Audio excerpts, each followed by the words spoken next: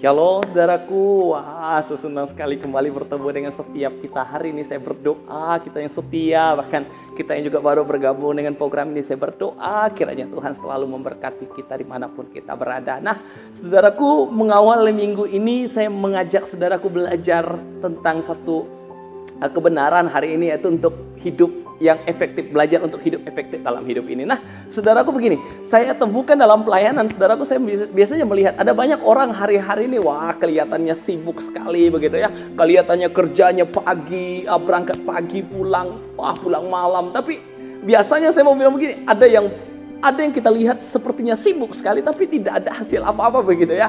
Kelihatannya biasa-biasa saja, tapi justru orang yang hari-harinya kadang sepertinya tidak ada pekerjaan begitu ya, kelihatannya santai tapi pasti begitu, tapi ada hal yang dia buat. Nah kadang juga hidupnya luar biasa begitu ya. Nah kadang-kadang juga di sekolah misalnya, kadang kita belajar mati-matian tapi ada teman kita misalnya dia di sekolah tapi dia kelihatannya santai tapi dia bisa belajar dengan baik, bahkan punya nilai yang bagus. Nah saudaraku, ini yang saya sebut dengan hidup yang efektif.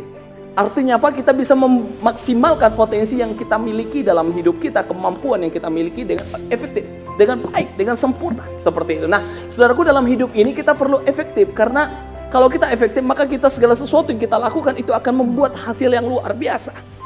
Tampaknya kita mungkin bisa dibilang, saudaraku, kita memaksimalkan setiap kemampuan yang kita miliki. Nah, bagaimana kita bisa hidup efektif? Saudaraku, apa yang harus kita lakukan? Yang pertama, saudaraku, saya mengajak kita belajar firman Tuhan hari ini. Mari kita buka dalam Matius 6 ayat 33, firman Tuhan berkata begini. Apa yang harus kita lakukan agar kita hidup efektif? Firman Tuhan berkata begini, tetapi carilah dahulu kerajaan Allah dan kebenarannya, maka semuanya itu akan ditambahkan kepadamu. Nah, dari kata carilah dahulu ini, saudaraku, ini bicara tentang bahwa dalam hidup ini yang pertama yang harus kita lakukan adalah menentukan skala prioritas. Nah, agar kita bisa efektif dalam pekerjaan, dalam rutinitas kita, dalam keseharian aktivitas kita, yang harus kita lakukan adalah menentukan skala prioritas. Nah, saudaraku, apa menjadi prioritas kita hari ini? Saya mau bilang, saya pelajari ada 3 prioritas penting dalam hidup, saudaraku. Yang pertama, prioritas kita adalah cari Tuhan dahulu.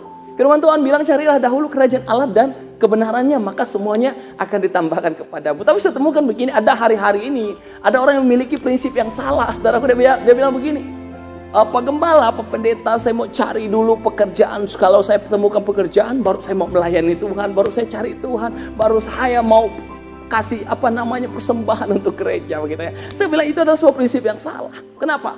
Karena prinsip dalam Tuhan, yang pertama kamu harus cari Tuhan dulu. Kalau kamu cari Tuhan, maka semuanya akan ditambahkan kepadamu. Apa yang menjadi cita-citamu, keinginanmu, kalau kamu cari Tuhan terlebih dahulu, kamu layani Tuhan, kamu memberi bagi Tuhan, Tuhan akan tambahkan dalam hidupmu. Itu dia prinsip yang benar. Lalu yang kedua, apa skala prioritas kedua dalam hidup ini? Yang kedua, menurut saya, saudaraku, saya pelajari begini. Yang kedua yang harus kita miliki adalah, prioritas kita yang kedua adalah keluarga. Dalam hidup ini, saudara bisa melihat ada banyak keluarga berantakan, ada banyak keluarga hancur-hancuran. Padahal mereka mempunyai harta yang luar biasa, mereka mempunyai mungkin jabatan yang luar biasa, tapi keluarga mereka hancur. Kenapa? Karena mereka bukan menjadikan keluarga sebagai prioritas. Dalam hidup kita harus belajar, prioritas yang kedua adalah, yang harus kita miliki adalah, prioritas kita adalah keluarga. Artinya apa? Belajar memberi waktu untuk keluarga. Sesibuk apapun kita, pekerjaan, bukan pekerjaan yang menjadi prioritas kedua, tapi keluarga. Milikilah keluarga yang baik, karena semua bermula dari keluarga kita. Saudaraku, artinya apa? Mari kita belajar prioritas kita dalam keluarga, beri perhatian kita kepada keluarga, bagi suami kita, bagi anak, bagi istri kita, saudaraku.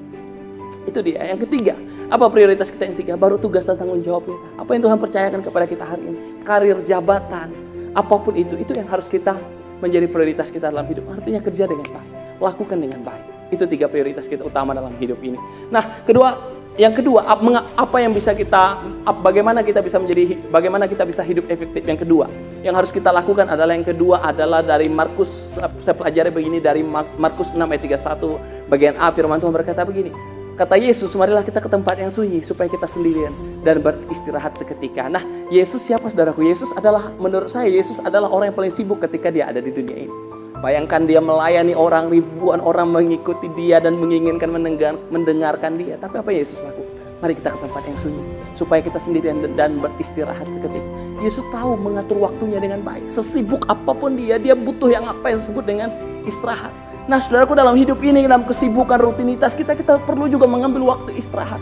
Wah, hari-hari ini sangat saudaraku. Ada banyak tekanan, tanggung jawab yang harus kita kerjakan. Apa yang bisa kita lakukan?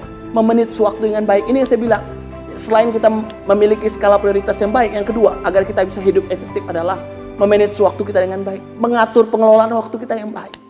Atur waktu kita mulai hari ini. Mana waktu untuk kerja, mana waktu untuk istirahat, mana waktu untuk, jangan sampai saudaraku waktu kita amburadul begitu. Dengar baik saudaraku, waktu itu adalah sesuatu yang penting dalam hidup ini. 24 jam bisa membuat seorang bisa menjadi seorang presiden, tapi 24 jam yang sama juga bisa membuat orang menjadi pengangguran, tidak ada pekerjaan sama sekali. Artinya apa? Mari kita memiliki waktu yang baik, pengaturan waktu yang baik, menit waktu dalam dengan baik hari ini. Kalau kamu suatu hari nanti ingin menjadi seorang yang hebat, maka kamu harus gunakan waktumu dengan baik hari ini. Kamu ingin menjadi seorang guru yang baik, maka gunakan waktumu hari ini untuk belajar dengan baik, menjadi seorang murid yang baik. Kalau kamu ingin menjadi seorang pemimpin yang hebat nantinya, jadi pengikut yang baik hari ini, atur waktumu. Artinya apa? Segala sesuatu kamu harus bisa memanage waktumu dengan baik. Saya berdoa dari tempat ini, setiap kita yang setia dengan program ini, Tuhan selalu berkati kita. Tuhan berkati. Halo teman-teman, terima kasih sudah setia dalam menyaksikan program ini. Saya berdoa biarlah teman-teman semua boleh diberkati dengan program ini, semakin menjadi pribadi yang mengandalkan Tuhan, semakin menjadi pribadi yang terus memuliakan nama Tuhan dalam kehidupan sehari-hari. Nah, bagi teman-teman yang baru bergabung, jangan lupa untuk subscribe. Bahkan jika diberkati, boleh share juga video ini biar lebih banyak lagi teman-teman lainnya yang boleh diberkati dengan program ini. Dari tempat ini saya berdoa, biarlah Tuhan memberkati setiap kita.